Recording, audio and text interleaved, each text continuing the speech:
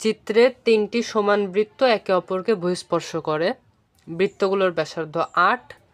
গারকৃত অংশের ক্ষেত্রফল a√b - c পাই আকারে প্রকাশ করা যায়।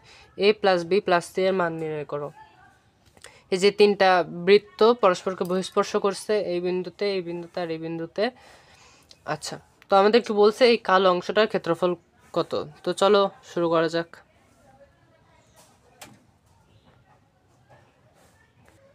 আচ্ছা, সলিউশন।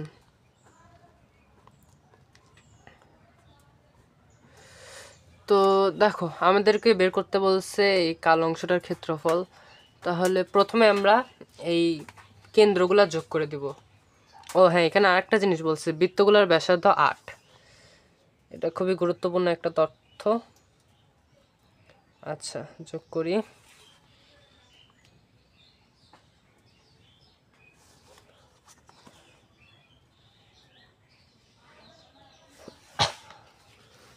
আচ্ছা দেখো, যোগ করার পর আমরা এগুলোর নাম দিই এ বি সি।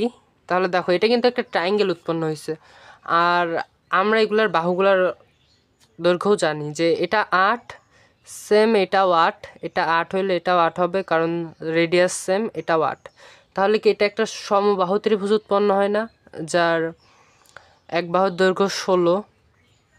আচ্ছা, তাহলে আমরা সমবাহু ত্রিভুজটার ক্ষেত্রফলটা বের করি যদি আমরা এই বৃত্তকলাগুলার ক্ষেত্রফলটা বাদ দিই 3টা, তাহলে কিন্তু আমরা আমাদের কাঙ্ক্ষিত এরিয়াটা পেয়ে যাই। তো চলো প্রথমে সমবাহু ত্রিভুজটার ক্ষেত্রফল বের করি। তো ট্রায়াঙ্গেল এ বি সি এর এরিয়া √3/4 স্কোয়ার। এ হলো এটা একটা বাহু। আচ্ছা, √3/4 আর এর মানটা হলো 16 স্কোয়ার। তো এটা করলে পাবা 64√3।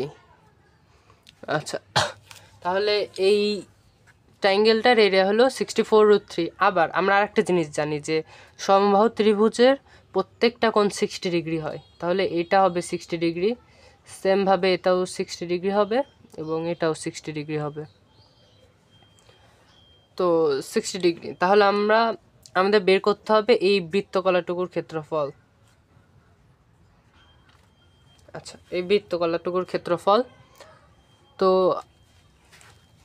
দেখো এগুলো নাম দিই ইএফ। তাহলে সিইএফ বৃত্তকলার ক্ষেত্রফল, সিইএফ এটার এরিয়া কি হবে θ/360 ডিগ্রি ইন্টু পাই আর স্কোয়ার। এটা একটা থিওরেম, মানে সূত্র এটা।